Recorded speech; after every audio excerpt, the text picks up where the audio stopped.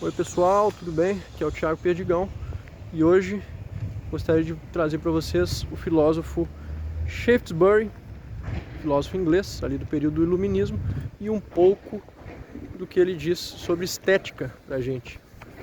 Então, ao longo de suas obras, sobre vários assuntos, ele destaca alguns pontos, algumas metáforas, algumas colocações sobre arte, né?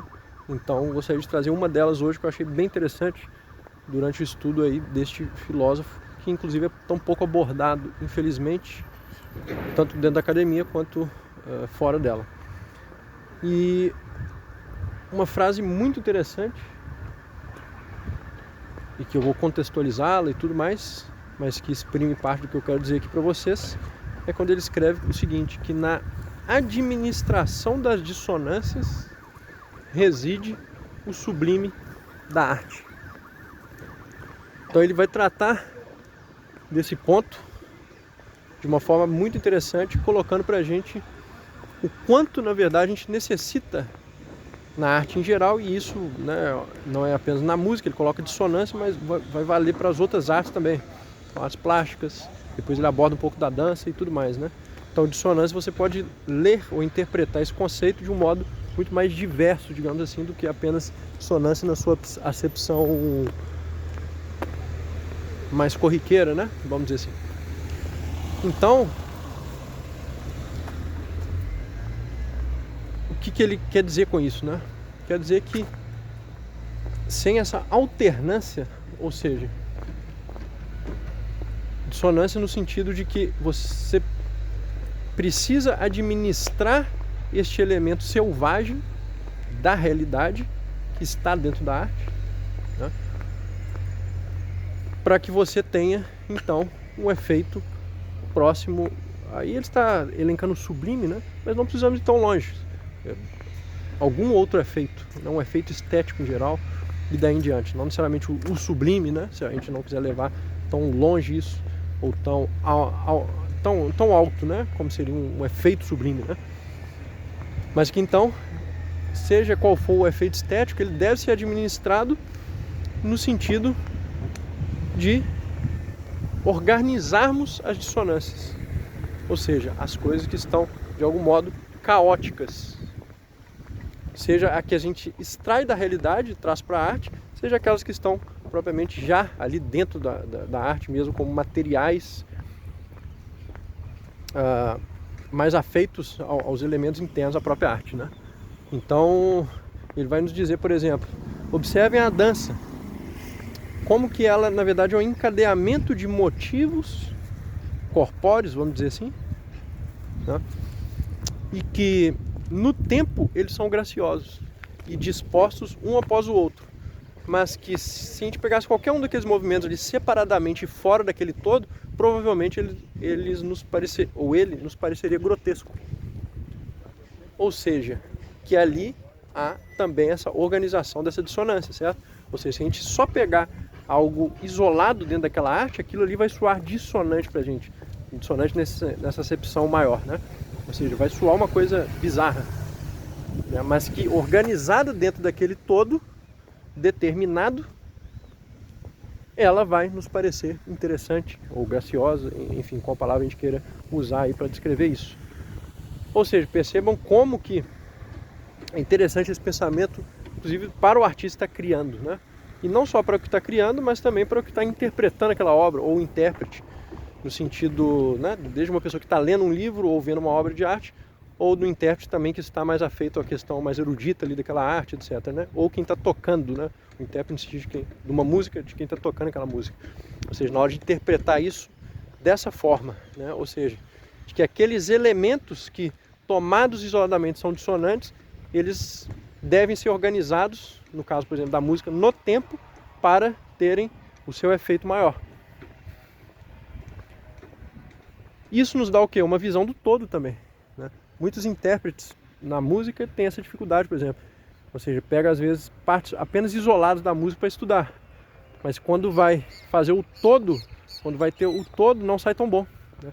Por exemplo, no estudo de solos, por exemplo, no jazz a gente tem muito isso. Às vezes o cara só estuda elementos isolados, né? Mas na hora de construir a curva dramática daquele improviso para gerar um interesse né, no solo inteiro, ele já não consegue.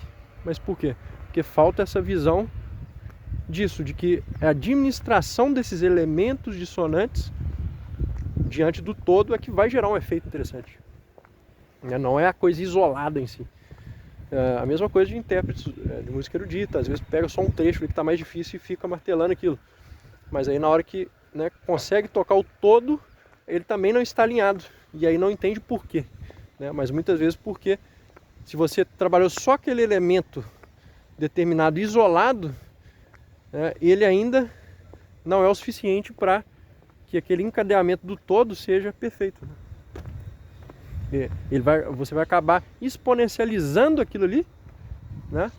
Ou seja, aquele ponto específico em detrimento de todo o resto. Então aquele ponto ali que você estudou muito vai se destacar, enquanto os outros vão ficar piores, vamos dizer assim, e isso vai causar um efeito grotesco na obra, né? Então, ou seja, essa afirmação de Shaftesbury, ela penetra no fundo da coisa mesmo, né? E esteticamente, portanto, é bastante relevante.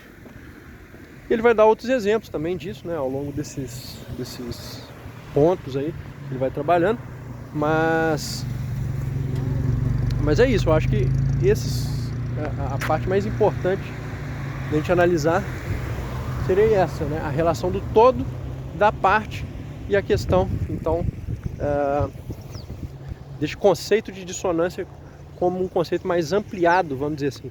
Nas artes plásticas a gente pode pensar também. Imagine se o escultor, por exemplo, ele dedicar muito mais tempo a só aquela parte ali determinada, né, de, por exemplo, uma figura humana, enquanto todo o resto, a todo o resto foi dedicado menos, por exemplo, né? Aquilo ali vai ficar muito interessante, aquela parte. Mas ela própria, se tiver muito dissonante do restante, ela não ajuda no todo, pelo contrário, ela só vai fazer com que aquele todo fique ou soe mais disforme, certo? Porque ela vai realçar a disformidade do todo, estando ela própria menos disforme, né? Então, entendem que para a gente ter essa proporção, que a arte também é proporção, certo? Desde as artes plásticas, a dança, a música, né? Principalmente, não existe música sem proporção. E nisso, né, estamos próximos também da matemática. Não temos como atingir uma proporção interessante, uma proporção suficiente, vamos dizer assim, vamos pôr nessa palavra, sem que tenhamos a consciência deste todo e desta dissonância das partes entre si, certo? Porque a proporção geral, ela vai depender disso, ela vai depender da gente ter a consciência disso, ou seja, de que se eu tomar só a parte específica ali e não conseguir apaziguar ela dentro do todo, apaziguar aquela dissonância dela face ao todo, eu vou estar fazendo uma música ou um quadro, ou seja o que for, onde há algo que está saltando dali, né? Isso é ainda mais claro quando a gente pensa na poesia, né? Porque a poesia e a escrita em geral, na prosa também, isso é um problema de muitos escritores iniciantes, ou seja, o que eles fazem? Eles escrevem de um modo que eles realçam muito uma palavra, ou põem um adjetivo muito forte ali que não cabe dentro daquela frase. Então quando a gente lê, a gente percebe, mesmo um leitor inexperiente, às vezes lê aquilo ali, percebe que tem algo estranho. Muitas vezes é o quê? É que alguma coisa está saltando para fora da frase. É como se algum elemento ali não coubesse naquilo, entende? Seja uma palavra determinada, ou seja a forma, né, da própria frase ali, ou do parágrafo, ou seja uma determinada pontuação, enfim.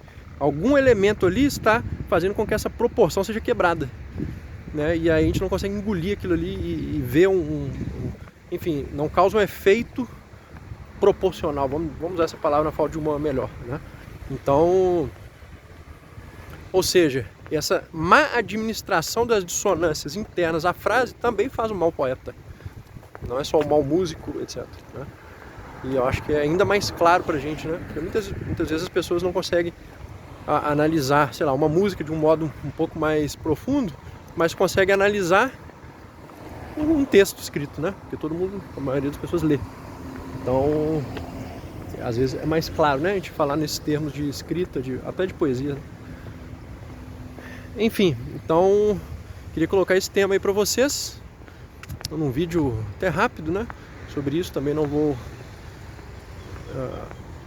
me delongar muito, mas achei interessante a gente abordar um pouco desse filósofo que eu não trouxe ainda no canal, que é o Shaftesbury, justamente por ele ser um pouco mais raro assim, de ser abordado e tudo mais, né?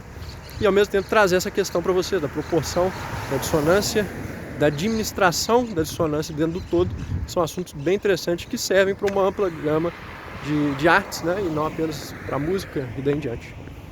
Tranquilo, pessoal? Então, deixem aí nos comentários, ou também se quiser deixar temas, né, para vídeos futuros, e vamos falando sobre este e outros assuntos aí no canal.